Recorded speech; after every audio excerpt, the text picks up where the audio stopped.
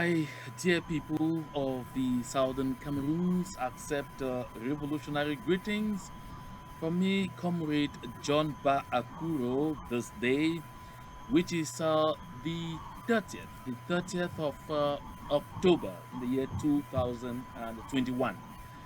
Today is edition number 3 of our program, The Soul of the Southern Cameroons. And on today's edition of The Soul of the Southern Cameroons, we are going to take a deeper and very interesting look into a letter written by late Premier John Gu Foncha in 1990. That letter was written on June 9, 1990, and it was his letter of resignation that he presented to Mr. Paul Biya. This letter contains a lot of information that we need to really explore for our people of the southern Cameroons to understand the trappings of exactly what failed from the imaginations, the thoughts, the vision that the architects of what is called reunification had in 1960 or in 1961, and exactly why it was an error for us to ever find ourselves in the first place in any form of union with La République du Cameroun. To do that, my people, uh, I am bringing onto this program today yet another educationist, a seasoned one too for that matter. And again, this one is not only an educationist, he is also a politician. Because beside being an educationist, he darted into politics and really did good. But he is also one of those who had been an early bird supporter of the cause of the people of the Southern Cameroons for freedom. His name is Mr. Edward Cheng Moa. I don't know, perhaps I scrap the order in which the name is, but I think he may give us the right order. And so, um, Mr. Edward Cheng Moa is joining us all the way from Minnesota. Hello, Mr. Cheng. Yeah, good day, John Akuru. So, can you hear me, Mr. Cheng? Yes, I'm getting you 5 on 5. Okay, how are you Good doing day. today? Well, I'm doing good. The way the climate isn't that very fine, but I'm sure I am warm where I am presently. So, I'm welcoming you in from Minnesota. And so, first of all, let me begin by asking you with a straight face, Mr. Cheng, tell me, what is the view that you cast on the struggle of the people of the Southern Cameroons for freedom this day?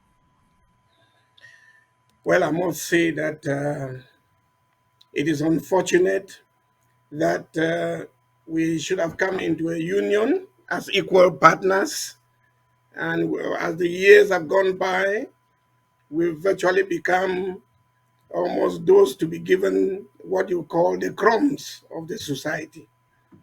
I get really, I feel a little bit unhappy to think that we are talking today about a special status for a nation that gave up its own sovereignty and joined what was called brothers in a union of equals. But today, we are not even on the decision making table. And, it's unfortunate. And I want to think that history itself is telling us that if things can work, if things have fallen apart, we cannot continue to paper cracks. Uh, Mr. Cheng Edward Mowa, you are responding today from Minnesota. I would have been expecting you to be talking to me from your stronghold in Womb in Agam. Uh, are you out here too because of what I'm suspecting? That you were kicked out of the land of your birth because you stood up to say it makes sense for the people of the southern Cameroon to assert their rights, their legitimate right to self determination. I'm sure you get exactly what is happening, even that has just taken place in Whoop the last couple of weeks. You can already know that even if you wanted to feel at home, to sit back and see houses burned from one part of the town by those who protect you, who should protect you, to see people roasted like animals, cannot virtually tell you that there is peace anywhere. And I must say that as a Southern Cameroonian and as a West Cameroonian, we need to start talking our own selves and talking our things. Why should we have lost everything that we brought into this union? I mean, if a marriage is broken and if a marriage is no longer functional, I'm sure a divorce court is the best option. And I'm sure that is what is up now. West Cameroon was independent in its own ways of doing things, educationally, legally, and even constitutionally. Why should we today, honestly, be getting stories as you will be given a special status? How special is a special status? I know this has actually been a bone of contention, and I'm delighted that you get into it as early as possible in this program. So, Mr. Cheng Edward, you will hold your peace for a while we look at some of the things that happened in the course of the week, and of course, I'll come back to you for comment. And to start with, I would like us to go to Bana. We are going to Bana.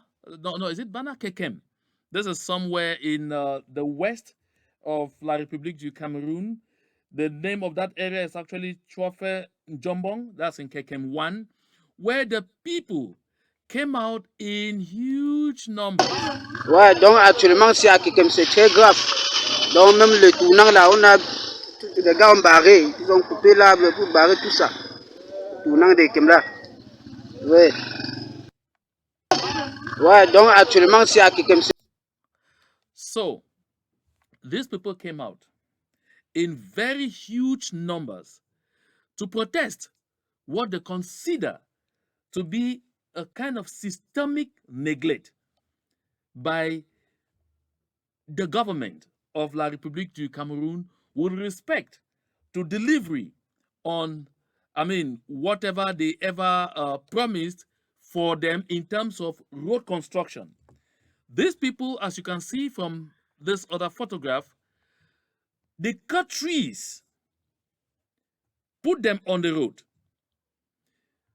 They did all sorts of things that, if done by the people of the southern Cameroons, by this time I'm talking, you'll be counting the number of deaths.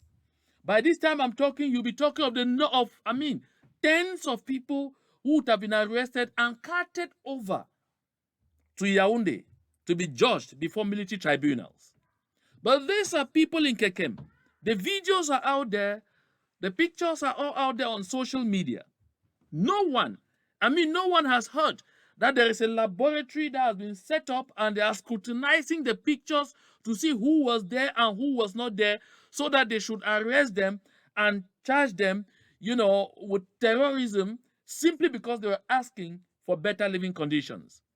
We saw this happen already in the south.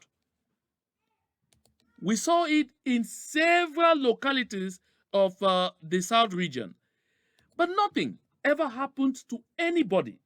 To this day, we have not heard that even those who burnt down the office of a divisional officer in the south, not a single person is even still just in police or gendarmerie custody. But my people of the southern Cameroons, our daily lot is that don't open your mouth, don't complain. Take whatever happens to you, as a blessing, because as third rate citizens, Do I even say third rate citizens? Do they even consider us citizens? We should never complain. We should be satisfied with whatever crumbs are thrown to our table. And year in, year out, some people who call themselves our elite in the southern Cameroons and who are dining on the table of our oppressor have the guts to tell us that we should swallow this and be happy, and that we should continue to stay in something, some imaginary thing they call one and indivisible. This happened this week, and that is why I'm bringing it up. To continue to edify our people of the southern Cameroons, to recognize that as far as La République du Cameroon is concerned, we are those dogs that Okalia Bilai referred to. That's how he called us. We should believe him. We are those roaches and cockroaches that Jacques Say, the journalist, said we are. We are the pigeonophones that Moen, that's Moen, I think that his name again is Eric Matthias Onangini, says we are. If we do not begin to accept these labels and take the kind of actions that we need to take to make sure we restore our dignity, like Prime Minister John Gute said in Bamenda, that we restore our sovereignty, that we take back our land, that we restore our territorial integrity, and take back our independence, then something must definitely not be right with us. Mr. Cheng Idotmuwa, I'll come back to you just right now because I'd like you to tell me what came through your mind when you saw the people of Kekem blocking the roads there with trees and all kinds of things. Do you believe, while I say that nothing absolutely happened to any of those people?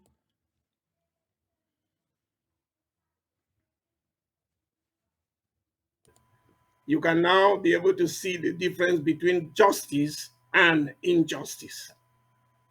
One person protests, is arrested, sent to jail for as many years as possible. The other person protests and is accepted. So, and you are talking about one country. What type of leadership is that? Even in a home, if you serve, if you treat your children in a different manner, there's bound to be a rebellion. And I want to say that what we get from Yaoundé are the double standards that the average English speaking Cameroonian did not grow up in. I mean, if our leadership came in happy, we were joining our brothers with that type of treatment where one person has a different definition of justice and the other one has a different definition of that same justice be considered treatment for brothers.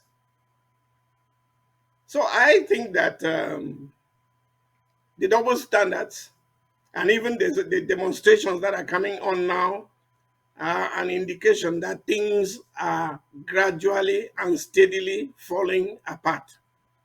If what is going on in southern Cameroons is anything to go by, our brothers on the other side are beginning to learn that you cannot live under the same conditions with lies being churned out on a daily basis as a system of management. And so they too are beginning to realize that if you need anything to change, you must come out and say it. And I think it's, for me, that's happy readers, you know. Thank you so much, Mr. Cheng Edot. We shall move out of the uh, the out of Kekem to another part of the uh, the west. We'll move out of Kekem to another part of the west, and this time is should I say uh, payback time or retribution or whatsoever.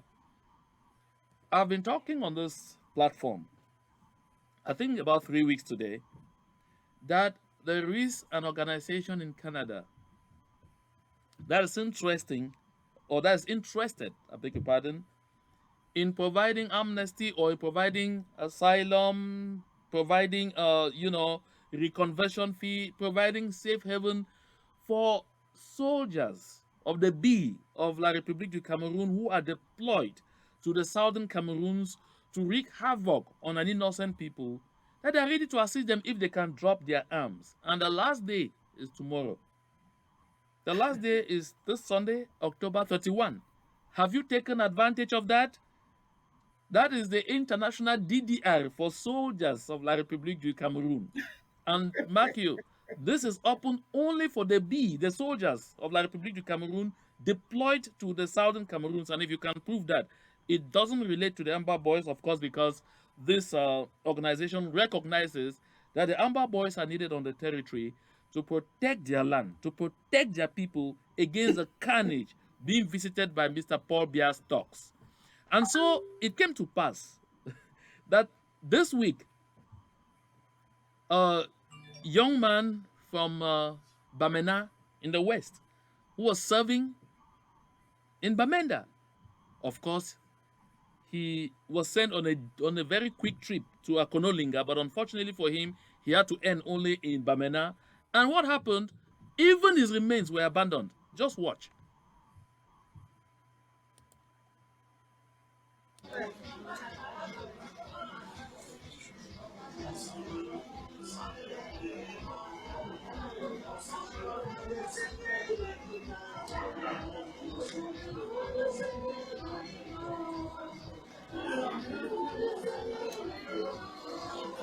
Nous sommes ici à Bamena. Bamena, c'est un village qui n'est pas très loin de Banganté, dans la région de l'Ouest, dans le Ndé. Je vous envoie cette vidéo pour que chacun de vous qui regarde cette vidéo comprenne que la gendarmerie nationale a abandonné mon petit frère qui est mort au champ de bataille dans la zone du Nord-Ouest le 23 septembre dernier. Nous avons fait la veillée hier soir. Aucun gendarme. Ce matin, nous apprêtons à aller enterrer le corps de notre frère. C'est les civils qui vont se charger d'enterrer ce corps. Nous sommes vraiment très désolés pour ça. Nous regrettons. Nous disons que la gendarmerie nationale prenne ses responsabilités. Well, my brother, I feel your pain. Don't say I'm laughing when it is macabre. I'm simply saying I'm feeling his pain. Because we have said over and over and over to these talks, don't go to carry the macabre instructions of a nonagenarian who doesn't care whether you live or you die. Don't go to carry out the unacceptable instructions of someone who is sending you to the land of a people simply asking for their freedom, simply wanting to take back what belongs to them. I have said over and over that don't take the instructions of someone who is sending you to go and invade innocent people, burn down homes, destroy crops on the farms, rape our daughters, our wives, our children, our sisters, destroy our lame ones, that's our handicapped ones. Don't go. Today, La République du Cameroon is getting extremely overwhelmed with the number of body bags returning. So they don't have the means again to go everywhere to pay, last respects.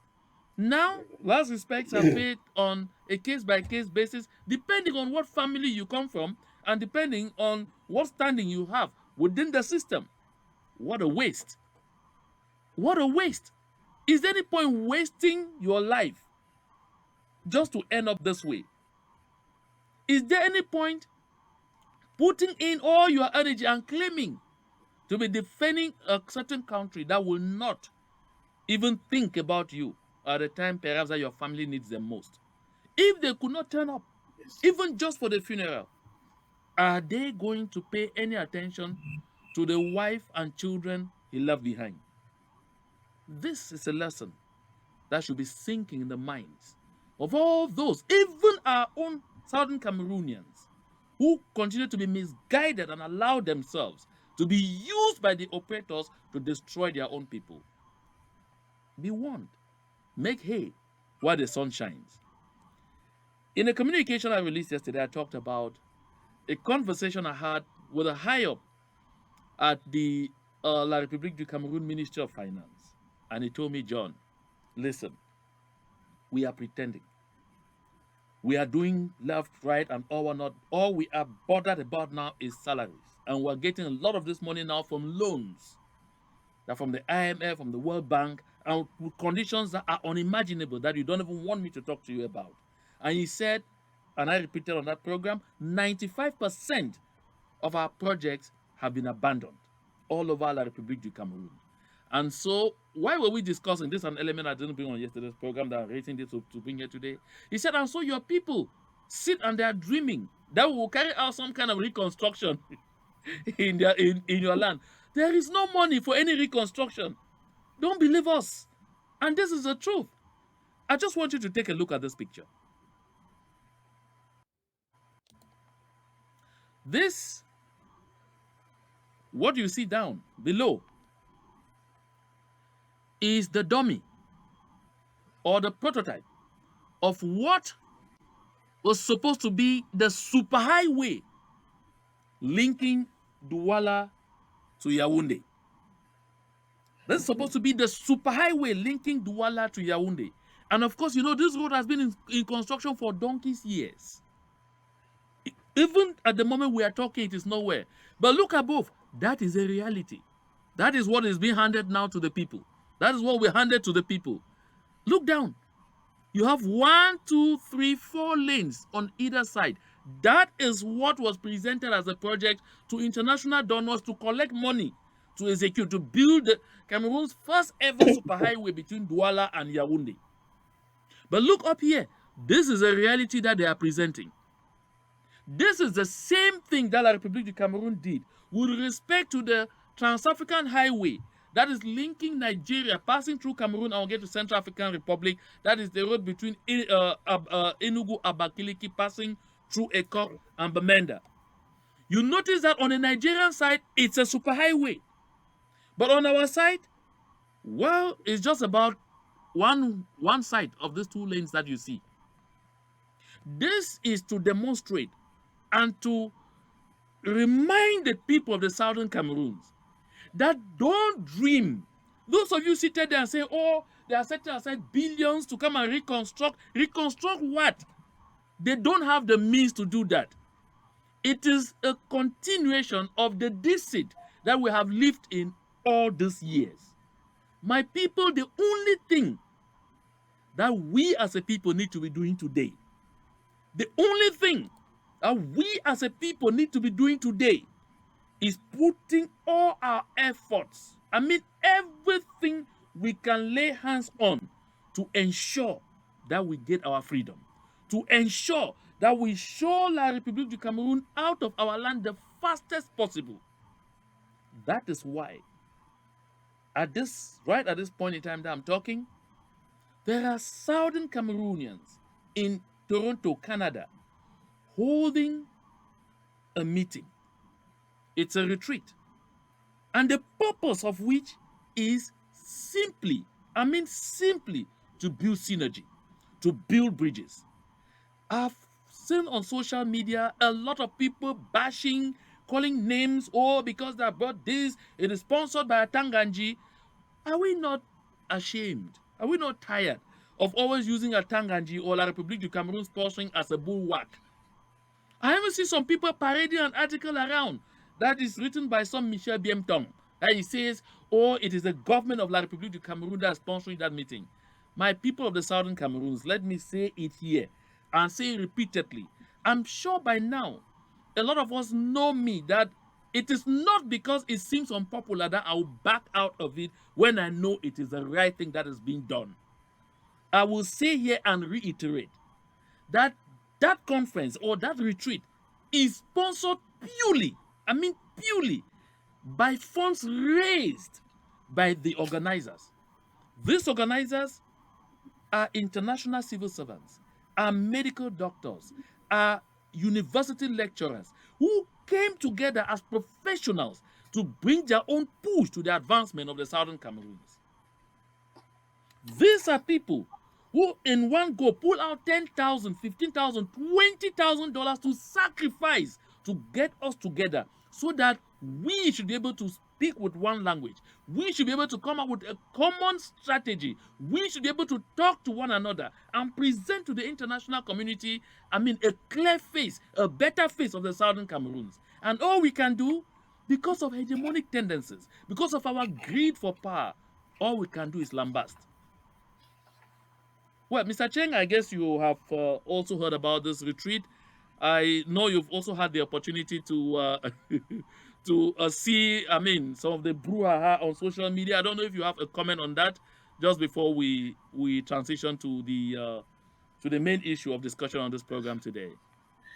Well, unfortunately, Mr. Bakuru, I'm just getting that information from you now. I've not really had the opportunity of getting what the retreat is all about. But I just think that the one comment I like to make is that unity is strength. And I think if we can be able to put our ideas together in order to be able to get ourselves liberated, that will be a very great achievement.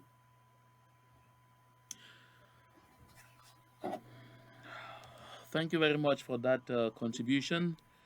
We will presently move to the VIF of this program. But before we get there, let's have this fun moment.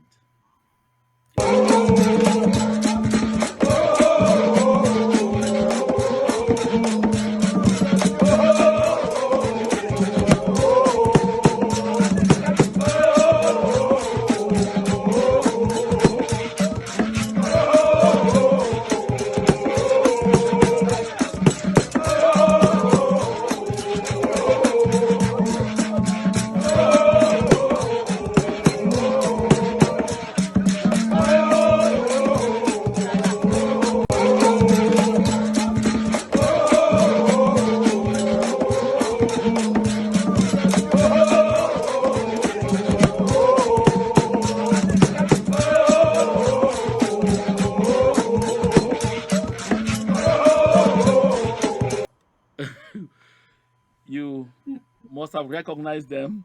That is, I mean, a dance group from So, and I mean, I was full of admiration for that lone princess in the Yes. midst of the men there. I understand that, I mean, this is a portrayal of Ngonso, that it's a woman who was at the, or who founded Nso land. Very beautiful, sweet culture of the southern Cameroons there. Well, Mr. Cheng Edward, I'm bringing you in right now, so we begin the real issue on this broadcast. Now, I guess you've had time enough to go through the letter of resignation by the late Premier John Gu Foncha in 1990. He was resigning from his position as the first national vice president of the CPDM party. Of course, we know there's some other first national vice president there for a long time now, an irrelevant vice president, all the same. And so, Mr. Chengi Mowa, I would like to find out from you, what is your first reading of that letter? It's true that we shall do some kind of point by point examination, but what I mean, what is the first thought that comes to your mind after you go through this letter? I think when I looked at the later, the first thought that ran through my mind was this is an open admission by the architect of reunification that reunification has failed. The second point which I got is that it is equally a very pathetic letter from the standpoint of what unification was all about. Because Dr. John Gufoncha was simply telling everybody here that Southern Cameroonians from top to bottom, you have become an irrelevance in this new country. I understand you. Frankly, I like us to. You go to the first point where he says the CPDM, which elected me as its first national vice president, is the party which forms the government of Cameroon Yeah. and has been responsible for shaping government policies. As a national vice president of the party, I have found it impossible to use my exalted position to help in any way, shape, or influence the policies of the party and nation because, as he says, number one, demands by me for audience with the chairman, that's president of the party, to discuss issues have been systematically turned down. Several memos and representations I have made in writing on several important national issues have been ignored. I first of all halt here and I come back to you, Mr. Cheng Edward. Just this point that he says he refers to his position as exalted, and he says demands by me for audience with the chairman president of the party to discuss issues have been systematically turned down. Do you have the feeling that even after Foncha resigned and that another Southern Cameroonian was put in that position, do you have the feeling that there had ever been any kind of consideration of whoever occupied that position? I mean, shy of just having it as exalted.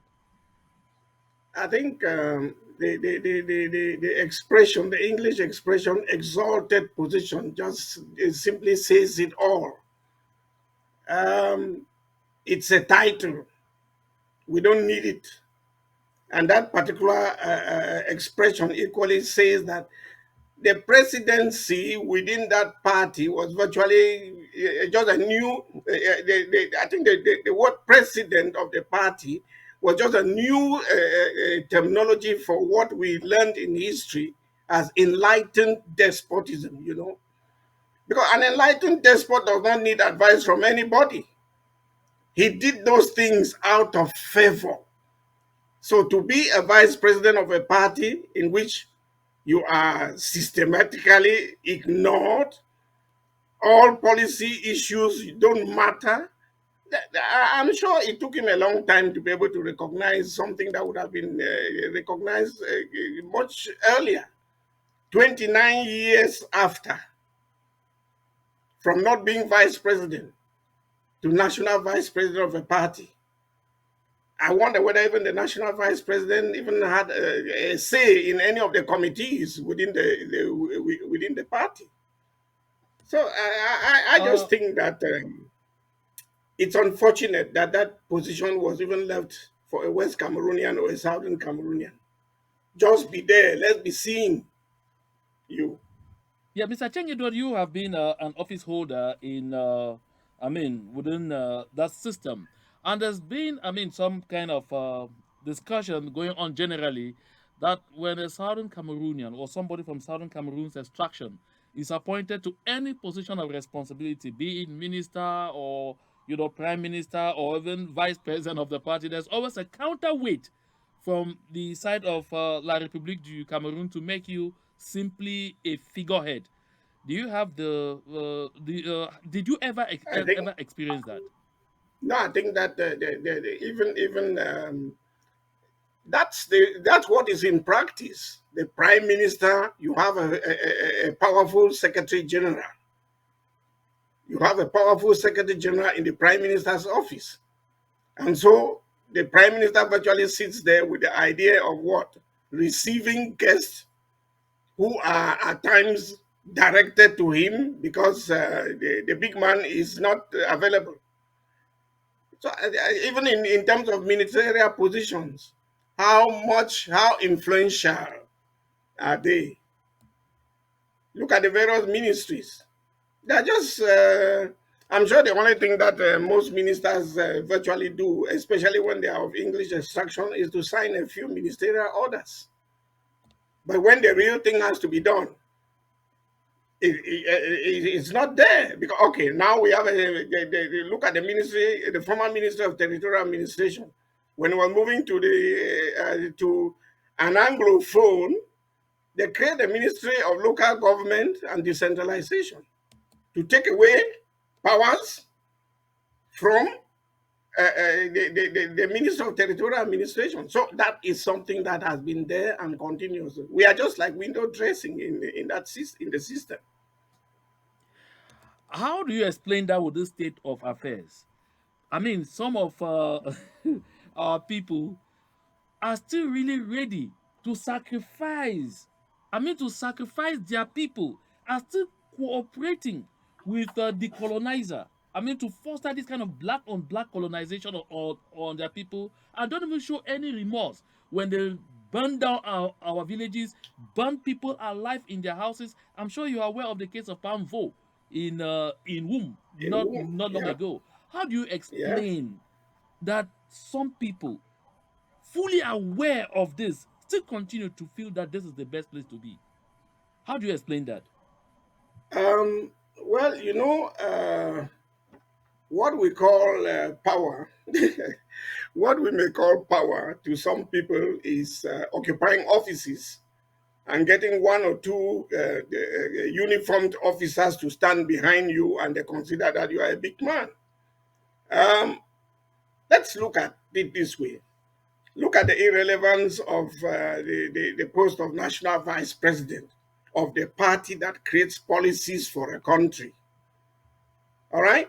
Because he is there, it is a normal thing for his son, who is another civil servant, brought up in the caste system, to become the regional president of a decentralized unit. But what does that make? Okay, let's just look at the prime minister was recently in Boyambamenda. You carry all the civil servants and big names from southern Cameroon in Yaoundé, put them on a bus, drive with them to Bamenda or Boya, lodge them in hotels, convene meetings with them, both public and private. And at the end, you take decisions and move back. That drama, I think that drama died a long time ago. Eh? I mean, you come to the grandstand, they make sure that the cameras are very good. They focus on only those who came because they know that the population is not even there. So this is like what this Nigerian comedian Zebudaya said, lying to oneself, and he calls that what? A calamity, to lie to yourself. Yes, Mr. Cheng, I want to go back through some of the provisions of this letter again to edify our audience. So, Prime Minister Jongo Foncha, he continues in this letter. He says, during my political career, I beg your pardon, which spans over 40 years, I headed a group that campaigned for and got the people of the then southern Cameroons to vote for unification. After which I went from village to village in the then East Cameroon at the risk of my life to calm terrorism which existed at the time. I even housed some Cameroonians wanted in East Cameroon. I successfully had them reconcile with the Ahidjo government. I missed being shot down on my way from Bafang on peacemaking mission. After unification, a lot of Cameroonians had confidence in me, and when the first presidential elections were coming up, many people urged me to stand against President Ahidjo. I decided to go for the vice presidency instead in order to avoid unnecessary conflict and further bloodshed. I want to halt here. Uh, Funcha says some very interesting thing here, and that I want to pick on Mr. Cheng Edward. He says he says that I headed the group that campaigned for no. Besides that, he says I even housed Some Cameroonians wanted in East Cameroon. I successfully had them reconciled with the Ahidjo government. Mr. Cheng, it was going from this. When you look at what is happening on the ground in the southern Cameroons today and the reactions of the citizens of La République du Cameroun, and then it comes to your mind that a lot of the Bamileke and Bassa people who are today seemingly bona fide southern Cameroonians because they have lived among us, some of them, all the way from 1959 to this date. Do you have the feeling that the reactions of the masses of the people there actually demonstrates that they are even aware that the people of the southern Cameroon sacrificed for them when they were facing carnage from Ahidjo and the French? In reality, what I would say here is that the mindset of our early politicians was really that of making sure that peace survived.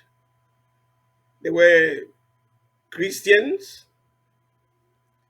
They lived the Christianity they preach even in politics.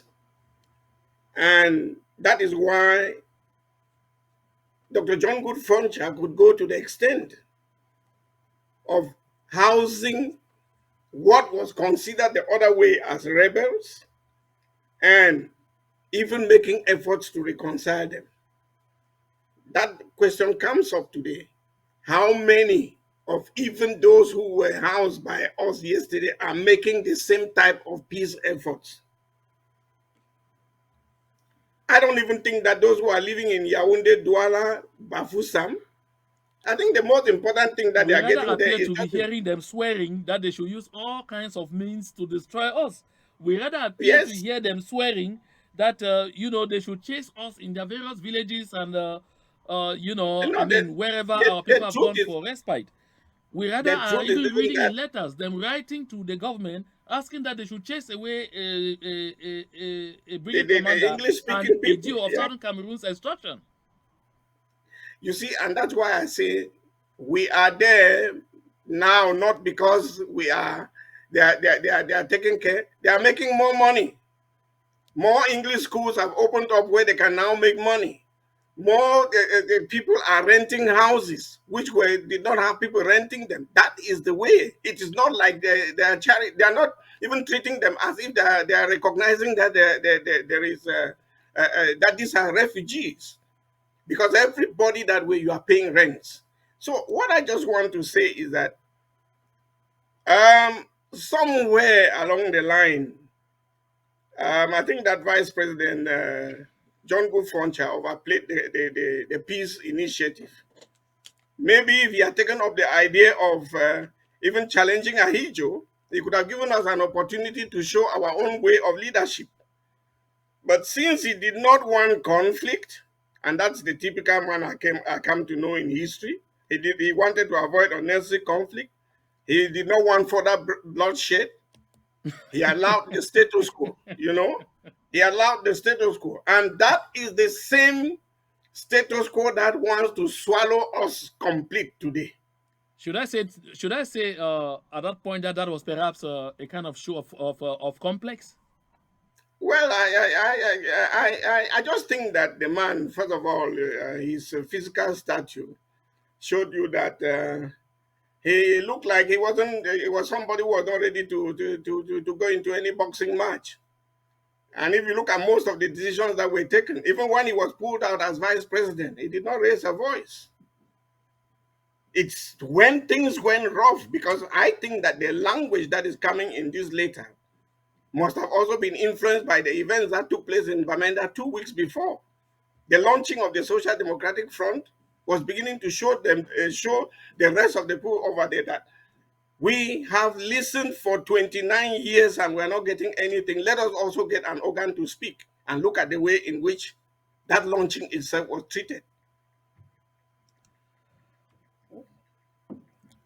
Well, I know it can be quite painful that we are recalling incidents like those ones, and I don't know.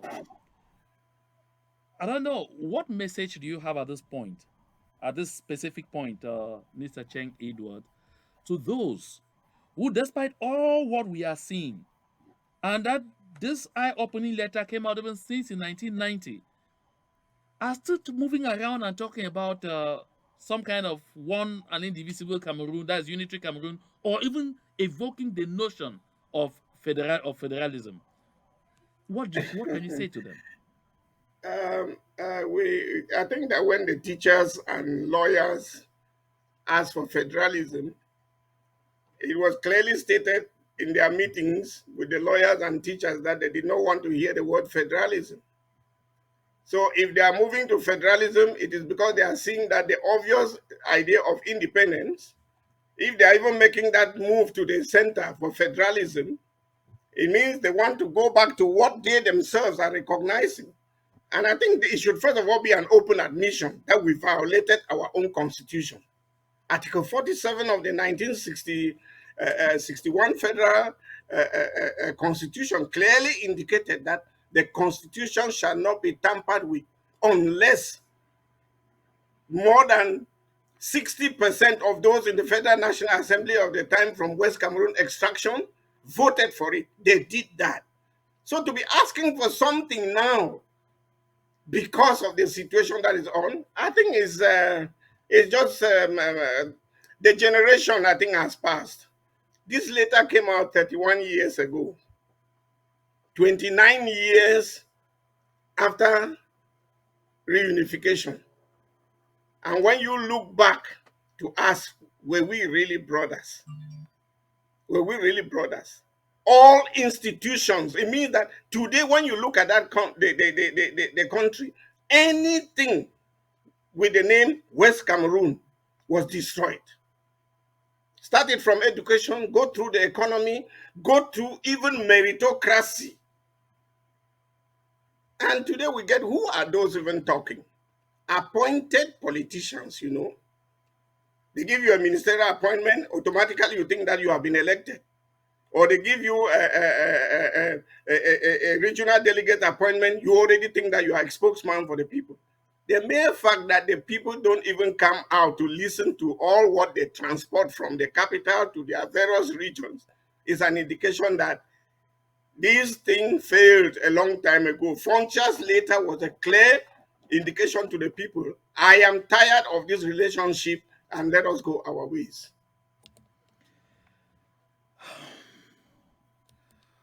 What a summary there. And I would like us to listen to Minister Delegate at the Ministry of Justice, Jean de Dieu Momo, what he said in the early days of this phase of our struggle for freedom. In the very early days, some of them, with a level head, came out and, could talk freely and say exactly what it was that led to what we are facing today. They can be speaking with both sides of their mouths today, but we should not be fooled. On this program, I'll always bring these reminders so that we should know that when people show us who they are, let us take them for whom they are, and we should believe them. Just watch. Okay.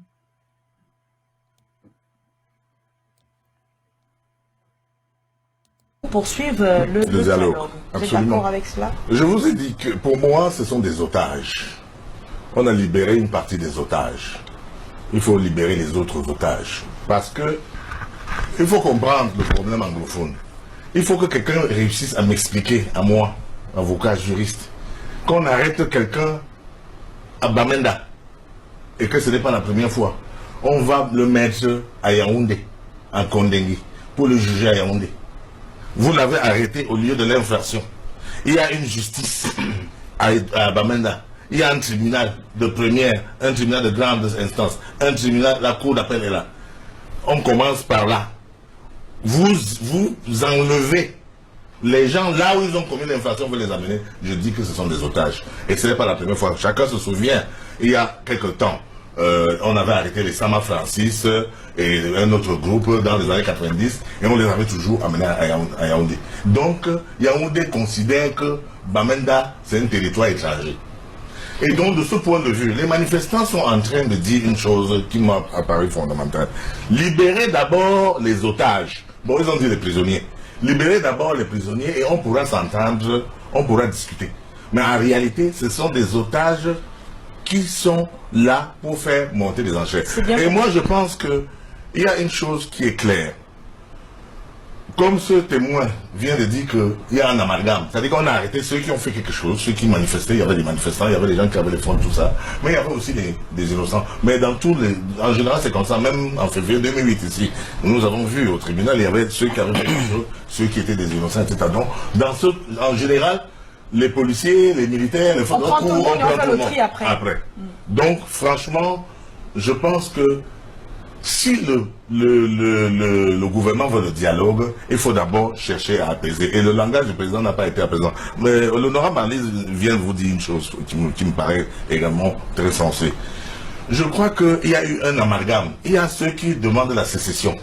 Il y a ceux qui demandent le fédéralisme. Il y a ceux qui sont pour la décentralisation. Il y a ceux qui demandent simplement qu'on les respecte. I want to halt it here and I do some little translation for those who do not understand French. I know that a lot of our people do understand what this gentleman, Jean de Dieu Momo, is saying. Jean de Dieu Momo in this clip is saying one very important thing. He says our people who are in the dungeons of La République du Cameroon, in Yaoundé, in Douala, in Buda, wherever, are not prisoners. He says they are hostages. Hostages. He's clear that they are hostages. Because if they were prisoners and they arrested them for committing an offense, you will detain them where they committed that offense. Have them judged before the courts where they committed that offense. And he says, if you must take them before a military tribunal, there are military tribunals where they committed those offenses. There are military tribunals in Bamenda and in Boya. But the fact that you will arrest them, you capture them, and transport them to Yaoundé, you are indicating that Bamenda is foreign land. And I'm repeating the words of Jean de Dieu Momo. You are indicating that Bamenda is foreign land. And therefore, you cannot judge these people there because you need to bring them before your own justice system. And so he says that according to him, the attitude of Mr. Paul Biya and the powers that be has been that of making clearer and clearer by the day that their administration on our land is a colonial administration. This is Jean de Dieu Momo speaking. Jean de Dieu Momo is a minister delegate at the Ministry of External Relations in La République du Cameroon. Let me get some little water because this is getting too serious. when I say it, some people say, oh, Mr. Akuro, you are just making... But I bring them. I will keep bringing them. Today, he may be saying something else because he's standing at a different position. Ours is to take their words back to them. So you hear him very well. He says, Sisi Kwayuktabe, Pata Sang, all of those people, Pen Terence, Mancho Bibixi, who are there, are not prisoners. They are hostages. Hostages. Yeah. It goes back to exactly what the late John Good Funcher was saying this. Mr. Cheng Edward, I see you are actually itchy to to react to this, to talk about this letter. I don't know, to talk about this video. Let me get your view very quickly. I think when the very first important thing there is Jean de Dieu Momo's recognition of the fact that one system is trying to absorb and assimilate the other. How is it possible that you commit a crime in Bamenda? Agreed that it was a crime, a protest. You protest in Bamenda, and then you are lifted from Bamenda to Yaoundé, 400 more than 400 miles away from the place, from the scene. And in what language are you even judged? In French for an English speaking person. That's hostage taking. And I think that is one of those things which even our brothers who have gone through their various appointments and passed today for our leaders, that's why even in their mind or minds, they know that we need to be liberated from that system. I was not shocked. Even if the prime minister was talking about, the prime minister was talking to an audience, and what happened to him was that he could not mentally reconcile what he knows to be right and what his masters were telling him to say. So I think that some of these things are coming out because the true Diongute is a southern Cameroonian who knows that he himself has been taken hostage. Even in the post of prime minister, he has been taken hostage. How can you be talking peace in Bamenda, in Boya, and at the same time, your friend of the same name is talking war in Bamenda? You still come to Bamenda, you are pretending to be talking peace, and houses are being burned all around. And since he left Bamenda a fortnight ago, or maybe 3 weeks ago, mayhem has continued to reign. So, what was the reality? These are people we must suppress at all costs. You know, a balloon, you can put air into a balloon until it gets to a level where the balloon can no longer take the air. That is the situation today. Mr. Cheng, I am itchy to ask this question. How do you explain that sometimes we actually find citizens of La République du Cameroon, like we just listened to Jean de Dieu Momo, we listen sometimes to Dieudonné Esomba, we have listened to, yet others articulate the root cause of the ongoing genocide in the southern Cameroons so clearly, yet some of ours some of ours come and sit on on national television and tell us that there is no such thing as a southern Cameroons question and say there never existed anything, any kind of fabric as an entity called the southern Cameroons. How do you explain this state of affairs? I think that I'll call that a mental capture, It's a mental capture. When you lie to yourself, especially when an adult lies to himself, even children they will turn around and say, this one, they don't say it again. I think what is happening here is we have reached a level where the so-called elite, university dons, the ministers, appointees of the centralized system, they have bought the idea that our enlightened despot wants us to say it this way. And they're almost beginning to borrow from the famous German wartime minister, Goebbels, that tell a lie over and over, and that lie becomes the truth. Unfortunately, they are telling those lies at a time where people don't need 2 days to be able to know that that is a lie coming from your mouth. I'm still going back. Professor Dr. Diongute came to Bamenda and in a press conference, he wanted to lie. That lie could not stand. That's why he knew that there is sovereignty, there is independence, and there is dignity. I like to go back to John Gutfoncha's letter. Mr. Cheng, what I can't resist laughter when you say that when you go back to the incident in Bamenda, where Chief John Gute actually perhaps he intended to say something else or whatsoever. But I personally hold that he coyly wanted to let the people know that he himself is captive, that he is a prisoner. Just imagine the circumstance. I know I mean, you can get that imagination, Mr. Cheng, where you you are in the hands of thieves, of armed robbers, but they are not showing any sign to anyone as if they are armed robbers, and they are passing with you along with people. They have weapons stuck to your body, and you are looking at people. You are afraid if I just speak openly that this is what is happening, I'm gonna be killed, and then you just Yeah. try to use some kind of language, hoping that they understand. I'm imagining, I'm thinking, I'm deducing that that is perhaps what was happening to John Gute. What do you think? Um, like I say, you cannot lie to your mind, you know. He has an education to defend, and that education in him was English oriented.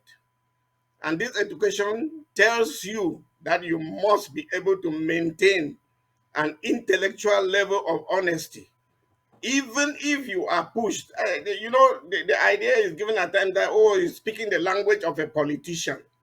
But even in politics, when you want to lie, the truth comes out straight. How many times? Okay, he said immediately I get to Yaoundé, the road between Bafoussam and Bamenda will be under construction. Let's look at it again. That story cannot stand, just like the ring road cannot stand from 1983 to date. So I don't want to they want to please, you want to please a master, but sometimes the master's overbearing nature makes it difficult for you to please him at all times, and that's where he finds himself, like the rest of his colleagues. Well, thank you there, Mr. Cheng. Let me go back to this letter. So, Foncha continues. He says, when President Ahijo decided to get rid of me as the vice president, a lot of Cameroonians sympathized with me and urged me to make an issue out of it. But for the love of peace, I came back quietly to live in my village as a private citizen. After settling in my village, I was occasionally consulted on some national issues, and I accepted to serve the people of Cameroon in whatever capacity it pleased the powers that be to put me. When the leadership of Cameroon changed hands, and Your Excellency, that's referring to Paul Biya, became the Mhm. president of the republic and eventually head of CNU, I assured Your Excellency that I was at your disposal and ready from my experience to give you advice you may need on national issues. Says, unfortunately, this was not to be, as it became clear to me that I had become an irrelevant nuisance that had to be ignored and ridiculed. I was to be used now only as a window dressing and not listened to. I am most of the time summoned to meetings by radio without any courtesy of my consultation on the agenda. I want to halt here again. Because you see, this to me is the exact description of the role von SAN Angwafo or Mancon is playing right now. I agree. He is there, first national vice president of the CPDM. I had an opportunity to conduct an interview where I worked for CRTV with von SAN Angwafo, and I asked him this question: when is the last time you had an audience with Mr. Paul Biya? He couldn't remember. He could not remember. And somewhere along the line, as an old man, he admitted that I don't recall when I ever had just one on one with Mr. Paul Biya. I said, and yet, you are the first national vice president of the party of which he's president. And I asked him again, a lot of people in the southern Cameroons are complaining about maltreatment, marginalization, people just being used for window dressing, people appointed as, I mean, were permanently deputies left and right. And you are there. What efforts have you made to ensure that there is a change? And he told me, my opinion does not count. And the last question I had for him was, then why are you still there? Onangwafo never answered that question until this day. And so, Mr. Cheng Edward, when you and I hear from Foncha here say he was then to be used only as window dressing. And again, before we get to that, he says when Ahidjo decided to get rid of him as vice president, this is first of all embarrassing. Why should Ahidjo, who is president of the federation, by virtue of the union between the Southern Cameroons and La République du Cameroon, single-handedly, suddenly have the power to kick out Foncha, who became vice president by virtue of his being elected as premier of the Southern Cameroon before sailing to the position of vice president. How do you explain that, Mr. Cheng Edward? I'm sure, in fact, I really, when we get to this part of the letter, I think that's the most pathetic part of it all. That an elected official, a representative of people, the architect of reunification, could be gotten rid of like toilet tissue. You know, the idea of love of peace, I see some other element there because when he even says, I came back quietly to live in my village as a private citizen, quietly. He was a quiet man, but I think that quietness too went to a fault. And that exactly epitomizes the character of the West Cameroonian in this union. Quietly, we have accepted many things. Quietly, we watch our things being swept away. And we knew that one day the Good Samaritan will bring them back. Quietly, we allowed ourselves to do the biddings of an overbearing master. I think it's unfortunate. It's unfortunate.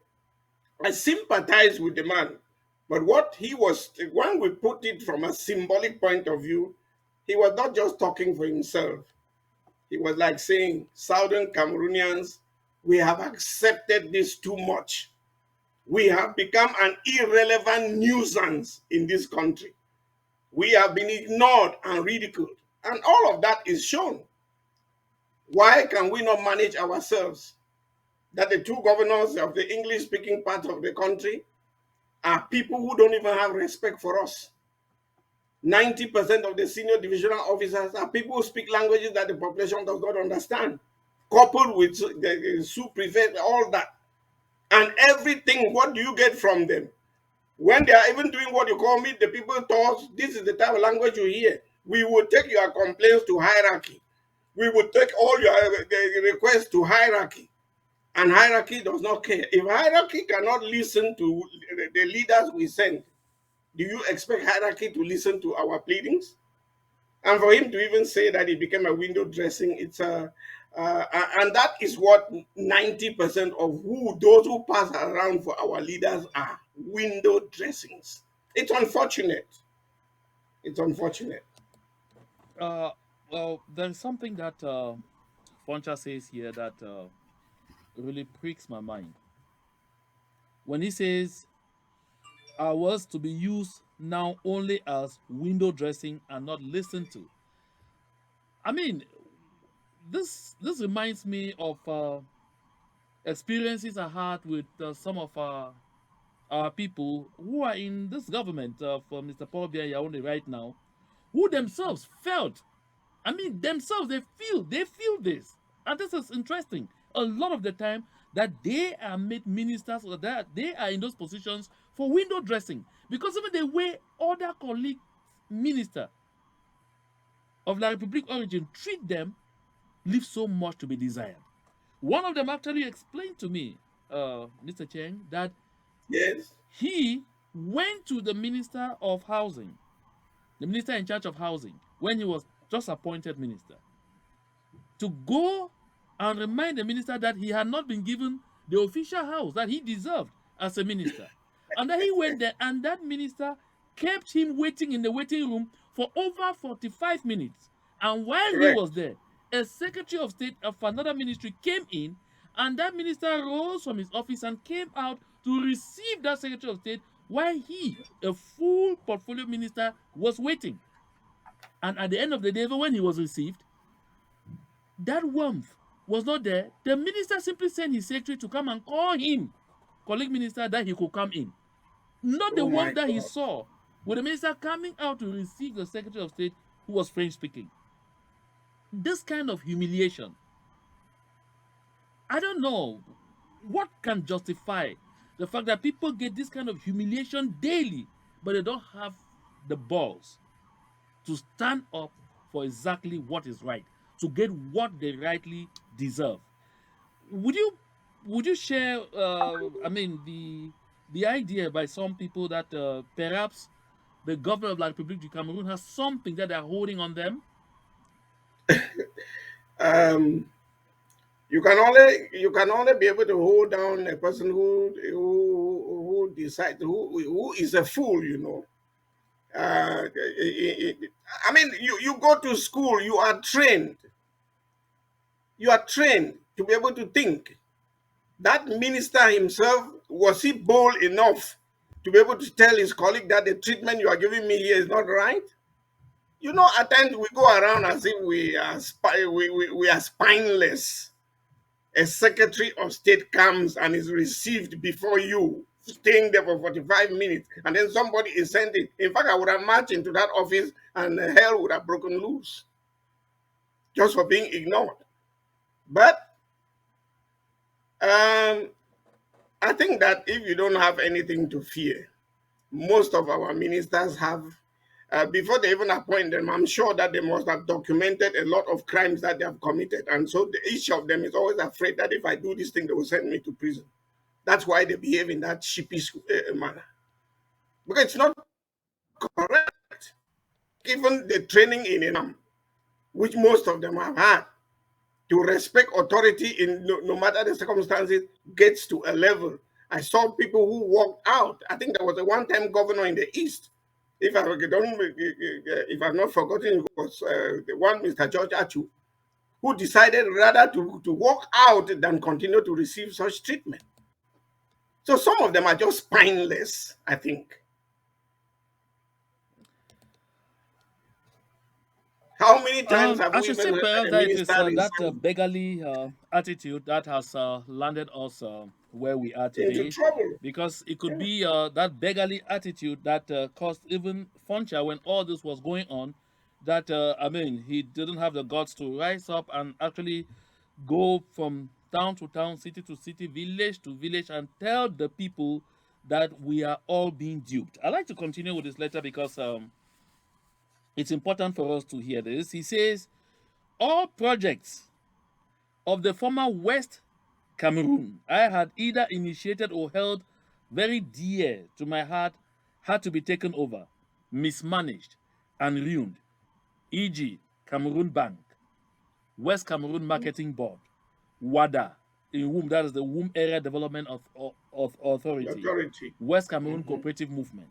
He says, whereas I spent all my life fighting to have a deep sea port in Limbe, that's in Victoria, developed, this project had to be shelved, and instead, an expensive pipeline is to be built from Sonara in Victoria to Douala in order to pipe the oil to Douala. Oh my God. I want to halt here first because this is a very important aspect. This is a very important issue here. Mr. Cheng, I am out, as you said so, when I read this because successive governments of La République du Cameroon have wanted to give us to understand that there were no development projects in the area they call the Southwest region because the people of what they call today the Northwest region were taking everything away. But when I reach here, that Foncha, right back, therefore in the 60s, was already working so hard to get a deep sea port in Victoria. I Yeah, probably like say, oh, really? And then that's not all. You see, they preferred to build an expensive pipeline to take the oil. That is how yeah. colonial administrations operate. That's how colonial That's it. France operate. do you have the feeling that even when the government of Cameroon started talking about a deep sea port in Victoria, I mean in 2018, was there sincerity to that? Or was simply, I mean, that reuse that they have been using over the years? I think the promises have virtually reached the skies, you know. The promises they've made have reached the skies, and even a child who was born 5 years ago now recognizes that each promise is another big lie. Yeah. Um, I mean, even one Foncha is naming things here. There are quite a number of things that he has not mentioned. Power come, disappeared. The Cameroon air transport disappeared. So we had an economy. The country was West Cameroon was not that rich, but there was every indication that it had prepared itself as a nation. And for all of these things to disappear, we were not only having political strangulation, the next one was economic strangulation. Let us let us suffocate them so that they will be at our mercy. This is exactly what is here. You are talking about this. I think I've lived for all of my life the deep sea port. That is even a natural deep sea port. Why would we, in a united country as such, prefer to be dredging the Douala seaport than construct a seaport which would give us natural access and would have even increased the amount of cargo that comes into the country? Just to show even love, develop that one from 1960s to date. We everything is future tense, so it looks like the future tense looks like the best thing for the English speaking part of the country, while the present continuous tense is only on the other side of the country. I But think it's not really. what is even more here is that when they thought that there was need for a second seaport, they didn't even go to To Victoria. Limbe No, or to they preferred Victoria this time again to move to Kribi, good and the Victoria deep sea port had been in the pipeline long time before before the time Kribi. they ever thought that something could happen in Kribi. And we see Kribi is already a reality. I guess that is still a message. That's still a reminder to the people of the Southern Cameroons that we are a colonial administration. We are not here to develop you. We are here simply to tap resources. That's why, rather than do something there that would, enable oil to be taken there directly, they rather put a pipeline so they don't have to put, to develop anything on our land. I like to go back to this letter because we are getting towards the end of our Yeah. program. Okay. And then he says Mhm. again that all roads in West Cameroon, my government had either built, improved, or maintained were allowed to deteriorate, making Kumba Manfe Bamenda, Bamenda Wumkambe, Bamenda Mom inaccessible by road. Projects were shelved even after petrol produced enough money for building them the Victoria Deep Sea Port. And it says all progress of employment, appointments, etc., meant to promote adequate regional representation in government and its services have been revised or changed at the expense of those who stood for truth and justice. They are identified as Fonchaman and put aside. And then the last other thing, I think we halt here first, and then when I come back, I mean, I can take the last two aspects. But I think Yeah. one interesting thing I like you to comment on again here, Mr. Cheng Edward, is this aspect of the roads, because I think somewhere along the line, do you think that the government of Cameroon just felt like neglecting our roads, or is because they already had in mind the divide and rule to ensure that I there think was really no means of communication between the peoples of what they decided to create as the northwest and the southwest. I think our economic strangulation was also promoted by the inability for roads to be maintained. You know, until of recent, after the Green Tree Accord, maybe even the Kumbamanfe Ecog Road would not have, nothing would have happened there. It was a good thing for us to leave Bamenda, go through Bafusam, go down to Douala before getting back to Limbe or to Victoria. All of these things were done with a purpose. Let us squeeze what we can squeeze from them so that they become very dependent on us. That is true economic, whether colonial exploitation. And I just want to say that apart from that, they were not even tired of it. Political strangulation, they went to economic strangulation. Now, this idea of moral bankruptcy that Foncha talks about in his letter, meritocracy was virtually dashed, it was virtually trashed. Anybody who stood for truth and justice, I think we said it from the beginning, that you can see the clear indication of the differences between justice and injustice. While the southern Cameroonians were treated poorly, they thought that everything on the other side would be good. Thank God the heat that is going on now is beginning to also come up. I think the pots are boiling both ways now, and sooner or later, the truth of it all will come. I really feel because when Frontier even says refers to the Frontier man, it was just a polite way of him saying that I am talking on behalf of the southern Cameroonians who stood for truth and justice, and they were paid back with what? Lies and injustice. Yeah, Mr. Cheng Edward, I like perhaps to point out that I mean you were my instructor in GHS Mbengui at the time in 1993 when I was in opposite. You were our teacher, and you are one of those who traveled all the way from Bangui to Boya to attend the first ever all Anglophone conference, the AAC 1. I mean, I noticed that right from that time you already felt so worried with what was happening to the people of the southern Cameroons. I mean, do you still feel today the same way like you felt at that time, or uh, I don't know what to say? Because when I look at one other statement in the Foncha letter here, which says the southern Cameroonians whom I brought into the Union have been ridiculed and referred to as les biafrins, les ennemis dans la maison, les traîtres, and the constitutional provisions which protected the southern Cameroonian minority have been suppressed. Their voices drowned while the rule of the gun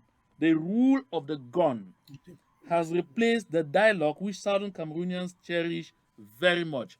Right back in 1990, Foncha was already talking of the rule of the gun. Today we are in Exactly. 2021. This is about 20, is it 27? It's 27 Yes. or maybe even 28 years after. 29 We years are still after. talking of the rule of the gun, Mr. Cheng Edward. Yes, I think what has really happened when dialogue fails, the people learn every day. One thing I grew up knowing was that even in my village, everybody who saw a gendarme with a red cap did not feel comfortable because they did not really understand why a person should be carrying a cap that indicates blood. And for us to be where we are today has come as a result of the terror that we have all grown in. The generation that we have grown. Probably we were looking for peaceful ways from Boya. There was the Boya Declaration. From Bamenda, the Bamenda Proclamation. What happened to it? Even the threats of the Southern Cameroon National Council, according to them, ignore them. Our children have grown up to know that their parents were ignored. But they are saying we cannot continue to be ignored. Because even if peace comes tomorrow, I see a very different country, which will not want to see anybody live the type of lives that we have lived. The harassments have been the role of the gun. Instead of policemen going around town with batons, as it was the case, we see policemen moving around with guns, with live ammunition. You cannot protest. You protest, you are transferred from one place to the other. I mean, this in itself just tells you you cannot keep toasting. Even a patient person has a reaction when the pain becomes too much. To talk about constitutional guarantees, the fact that the government of La Republic is today admitting that we need a special status. I think if they were even very honest people, they would have simply said that we are going back to where we started in 1991, or whether in 1961, which and bring back that constitution into play. But if that is not being discussed, I'm sure our young men and women are giving them Well, Mr. a Cheng, I better don't want to discussion receive this time. the stones that will come along with you. If someone imagines that you are insinuating that our people can now be ready again to go back to that useless federal experience, I will not want to share the stones with you because I'm not there. No, I'm not saying that. I said even if they wanted to, because the young men today are saying that they've given themselves the title, the never again generation. Our generation is gone, and all we can do now is give advice. And I'm sure if you listen very well to to late barrister Ben Muna, in one of his reactions in Bamenda, he told the children they had the right to fight, that they had the right to fight and fight for freedom. Freedom is not something that you sit and somebody brings it to you. History has said it, that many fight for freedom. And if we fought to get even a reunification that did not work, why should we still be talking on those terms today? Well, we are heading towards the end of this program, but this very last point is so important, Mr. Cheng Edward. Funcha says the national media has been used by the government through people who never voted for unification to misinform the citizens about Bamenda. Take note about Bamenda. Deliberate lies have been told over the mass media, all in an attempt to isolate the southern Cameroonian who voted for unification and subject them to hatred and more discrimination and harassment from other southern Cameroonians.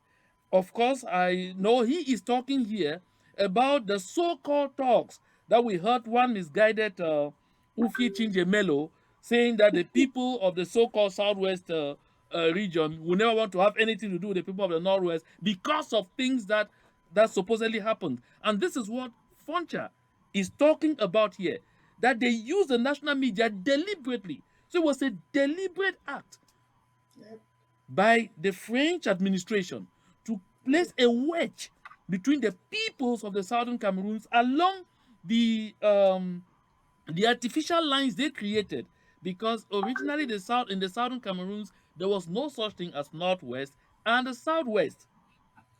I guess this is very revealing, Mr. Cheng Edward.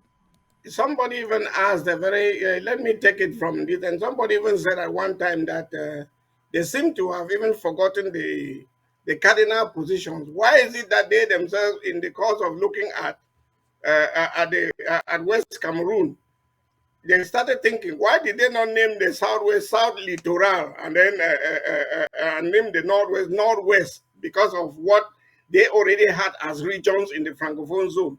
So in maintaining Northwest and Southwest, they were also saying that they were maintaining a people who had one identity and had the same values.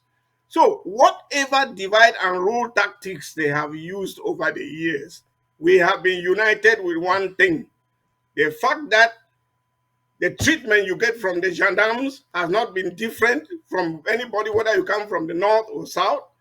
The brutality that we have had over the years has not been different. The idea of transporting demonstrators or would-be criminals from Yaoundé, Boya to from Bamenda, Boya to Yaoundé has been the same across the line. And their biggest shock: how can we do all this over the years and these people still speak one voice? I think history, it cannot be a liar in this case. Well, Mr. Cheng Edward, I'm sorry to interrupt you there.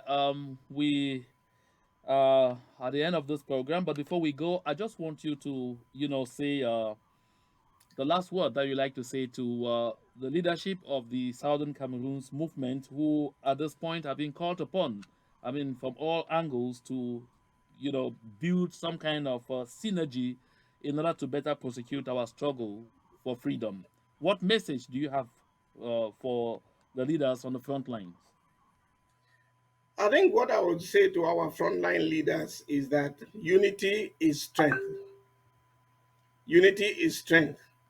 And we need to be able to galvanize our resources and direct them towards the liberation of our territory.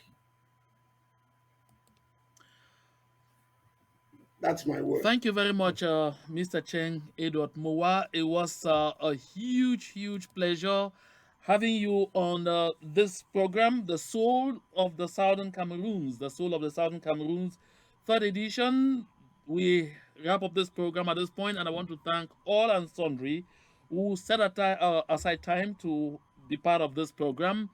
Like I said earlier and always, I will welcome all manner of comments or welcome contributions. If you feel that you have something that can be shared on this program, please don't hesitate to contribute, because this slot is here to enable us look back at what happened before, put it side by side with what is happening now, and then project into the future we want for the people of the Southern Cameroons. Accept once more my sincere gratitude for the time you spent watching this program with me. Until we meet again on Saturday within the framework of another edition of The Soul of the Southern Cameroons, have a nice time.